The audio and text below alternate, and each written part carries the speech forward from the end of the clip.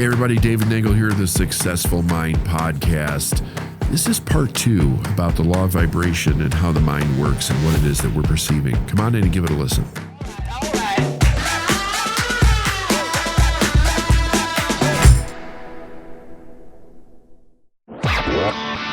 You're listening to the Successful Mind Podcast.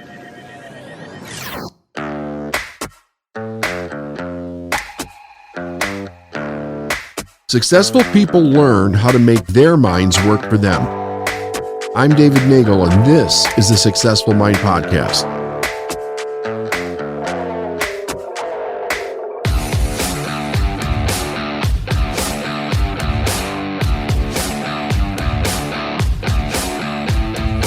Hey everybody, David Nagel. We're part 2 now, the Successful Mind Podcast. We're talking about the law of vibration.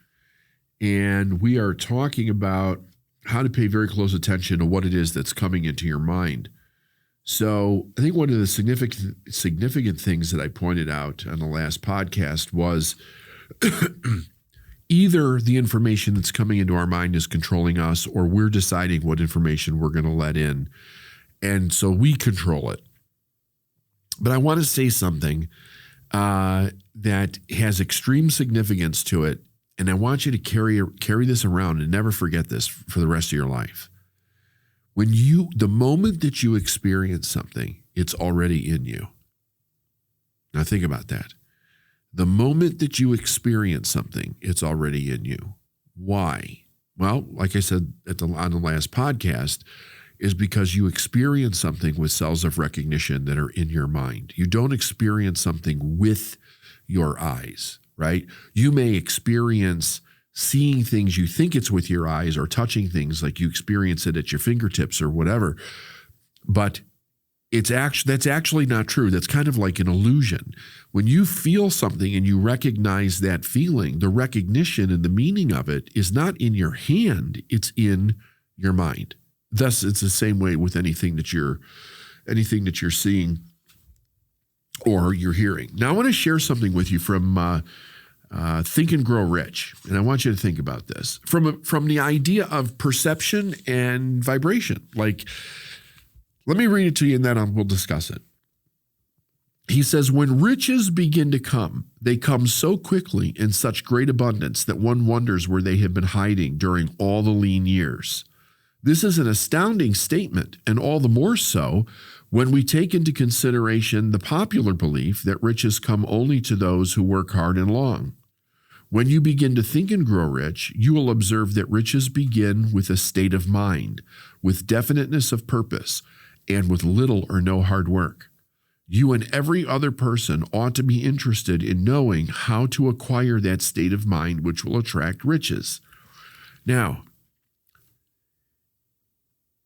he's talking about a state of mind. Now, what's important about the state of mind that I think really eludes people, and it eluded me.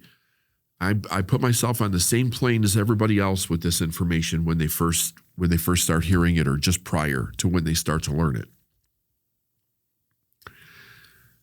The idea about the state of mind is that it controls what you perceive around you. Now, the crazy thing about success and the crazy thing about money that everybody wants is that it's already here and it's already around you right now. I don't care where you are. It's already around you right now. But if you're not possessing it, if you're not having it come to you in great ways, if you're not getting rich yourself, then something in your mind is actually keeping it away from you. It's not actually calling it to you. Now, he says something interesting in this paragraph again. Let me give it to you one more time and see if you pick up on it. He says, when riches begin to come, they come so quickly in such great abundance that one wonders where they've been hiding during all those lean years. This is an astounding statement, and all the more so when we take into consideration the popular belief that riches come only to those who work hard and long. When you begin to think and grow rich, you will observe that riches begin with a state of mind, with definiteness of purpose, with little or no hard work. Now, let me give you this last part again, okay? He's telling you where you need to change your mind, okay? He says, when you begin to think and grow rich. Now, thinking is also based on the law of cause and effect. And it also, like we talked about on the last podcast, affects the vibratory frequency of your mind. So what are you thinking? When it comes to being rich, what are you thinking? Are you thinking, poor me, I don't have anything, everybody else is doing it, I can't figure out how to do this? So you have some weird superstition in your head, like I'm not good enough, I'm not smart enough, I'm not good looking enough, I don't have the right connections, I don't have enough money to get rich. Are you thinking about what you don't have? Or are you thinking about that money is there, I'm just as good as anybody else or better, and there's no reason why I can't get rich myself? Like where do you see yourself falling on that spectrum of belief? Okay, let's go on. He says, when you begin to think and grow rich, okay, we covered the thinking.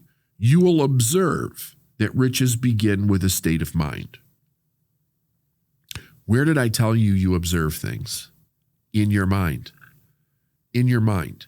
Now, when I give you an absolute universal principle, and that is the universe is abundant, and all the money that you'll could ever possibly want, use, need, or have in your life is already here. It's already here, and it's around you right now.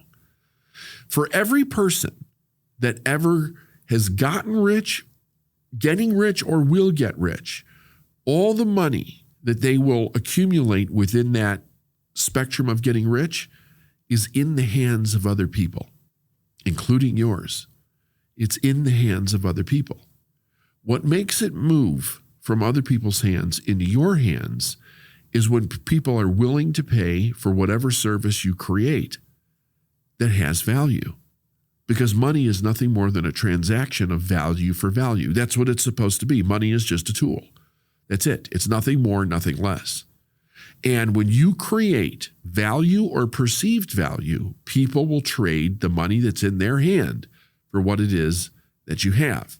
So that's a starting place as far as thinking about riches, right? Like you think to yourself, well, what is it? What causes a person to give up money for riches? We live in a very different world today. There's a lot of things in this world that people trade money for that they didn't when I first started my journey 30 years ago. And some of it's disturbing, there's no question about it, but there's always been things that seem to make, but they don't, let's put it this way, they just don't make anybody's life any better, right? Except for the person that's selling these things, like drugs, like gambling, like sex, alcohol. You know, I mean, the society could literally do without the drugs and the alcohol and the gambling, because very few people can handle those things responsibly. Now, if you can handle it responsibly, that's fine. But there's usually far much better things that we can spend our money on than those things. And my point is that there's always been things for people to trade money for on the perceived value of what it is, right? Obviously, an educated person understands that generally, if a person's using illicit drugs, it's not a good thing, and it usually goes down a dark road, right? But in the moment, there's a perceived value. That's why a person spends it. People will spend money on sex of all kinds and all sorts. I mean, the imagination, there's no end to the imagination. There's no end to the imagination on what people will spend money on sex for, right? But in the moment, it is a perceived value in that moment. Gambling is the same thing. Gambling is a big one because every time they pull the arm of that slot machine, it's a perceived value. Every lottery ticket, it's a perceived value, right? And it can be fun to do those things on occasion, but you'll see people that'll give up their whole paycheck to do it. And they think that's where the wealth is. And they don't know that it's the worst possible trade that they could make outside of their own life for the value of what it is that what they really want. Okay, now let's go to the next part here, because this is getting really interesting. So he says, when you begin to think and grow rich, you will observe that riches begin with a state of mind, with definiteness of purpose, with little or no hard work. Now I want you to think about that. Let me read it again. See if you catch this. When you begin to think and grow rich, you will observe that riches begin with a state of mind. The second thing he says is with definiteness of purpose. In other words, you know exactly what it is that you want and what you're prepared to give for what you want. But the third thing, when people started hearing the third thing, and he wrote this book back in the 30s, I think it was, the people couldn't wrap their mind around it. And today people can't wrap their mind around it. He says, with little or no hard work, with little or no hard work, he says, you and every other person ought to be interested in knowing how to acquire the state of mind which will attract riches. When I created our program, the Elite Mind series, we do have a 90-day series, and then when people are done with that, they usually go on and they do the program for an entire year. It's about helping a person stay in that mindset every day, starting off for a period of 90 days and watching the results that actually show up in their life. It's incredible, the results that show up in their life.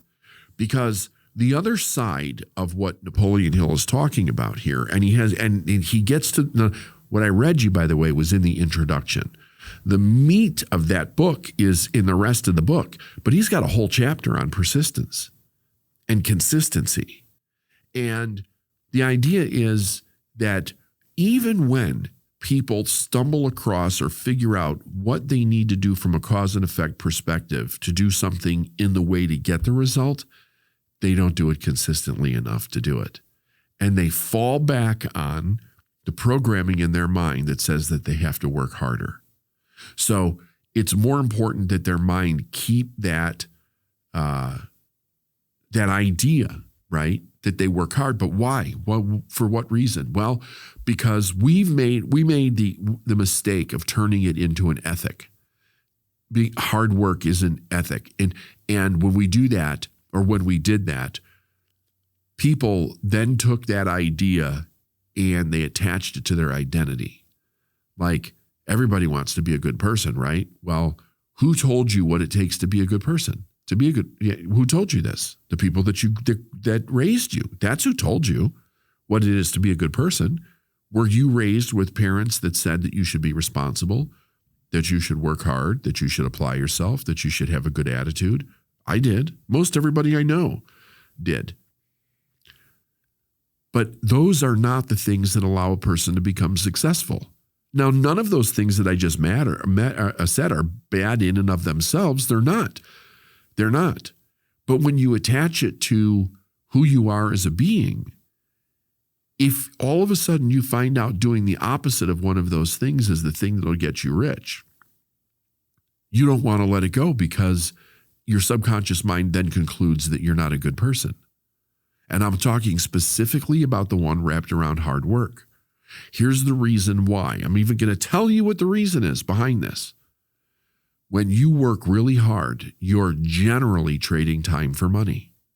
When you're working to become rich, you're leveraging time, money, knowledge, people, ideas.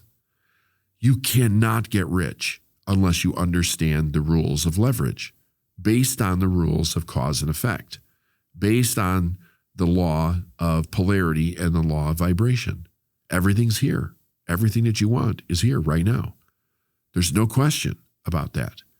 But you have to be doing the right thing based on the law of cause and effect. In other words, money is always, and you don't want to get this backwards, money is always an effect. It's never a cause. It's always an effect. What does that mean? That means that if I want a lot of money in my life, I have to understand what the right effect is. Now, this is where it gets crazy because somebody might be thinking, yeah, but David, aren't there a lot of effects to getting money? Yes, there are. Criminals make a lot of money, but it's not a good cause, right? Drug dealers make a ton of money, but it's not a good cause.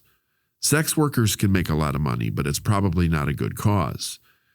Gambling operations can make billions, but it's probably not a good cause, right? So, corruption, same way. It depends on what the intention is and what it's going to be used for. The idea for us, though, is that we want to do things where the cause of what we're doing is good. It's good for the people that we're putting it out for, and it's good for us. The effect of that, if you're doing the right thing, will be that you make more money, but not that you have to work harder. Working harder when it comes to getting rich is one of the biggest lies that have ever been perpetuated on human beings. You will, in the book, he actually talks about the 500 people that he interviewed about becoming rich. And one of he said something astounding in this book, and you go back and read it yourself. And he said, check everybody that he's mentioned. You check for yourself. He said he never saw any of them working hard. And they were the top 500 income earners in the world back in the early 1900s. He never saw one of them working hard because they understood leverage. You cannot work hard enough to get rich. Maybe that's the idea you should put in your mind. Like a new piece of information today, I can't work hard enough to get rich. That's the idea. I can't. Because hard work is not the cause and effect of getting rich. It is not. Getting rich is based on the idea of, do I have something of value for somebody else that they understand that they have the value, and how do I leverage that so that I'm either getting larger dollar amounts for it or larger amounts of people are actually buying it. And we've seen, if you look at one of the most common ones that we have today are Amazon and say the iPhone, okay? And forget, I understand that people have political issues and all kinds of stuff with those things, but put that aside for a second, right? Amazon's one of the most amazing things that anybody's had the ability to experience. It's probably not all that amazing for somebody that's grown up in the Amazon era.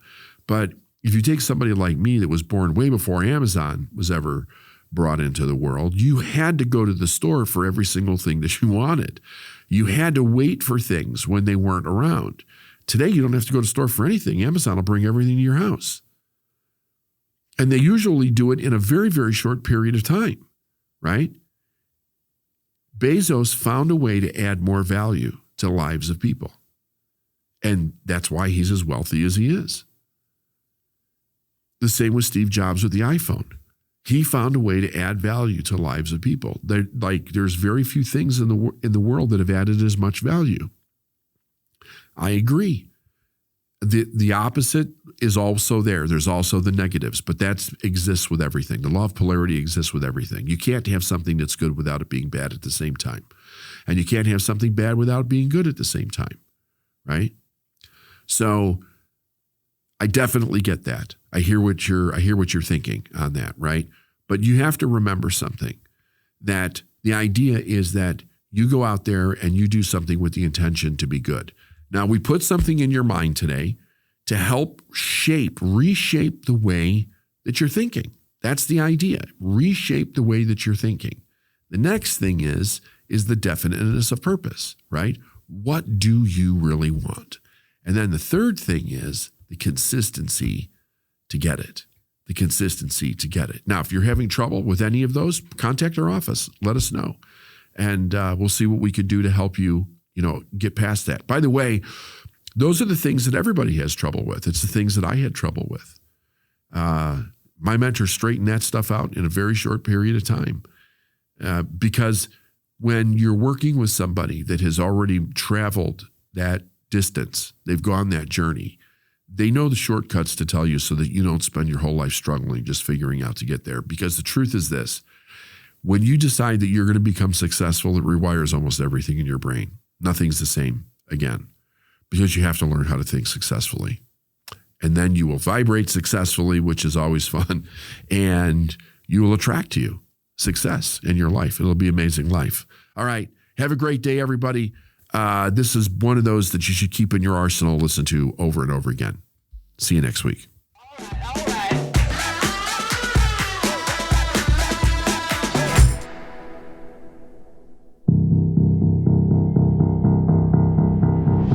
Hey, thanks for listening, everyone. I just love these two topics that I did in the quotes from Think and Grow Rich. I wanted to give you a little nugget that will really help you think about how you're thinking and really let that roll around in your mind. It'll change everything if you just give it some time and application. Love you guys. Have an amazing day. Talk to you next week.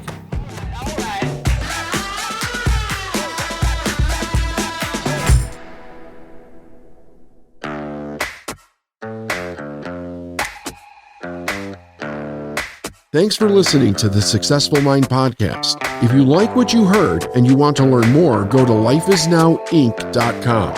I'll see you next week.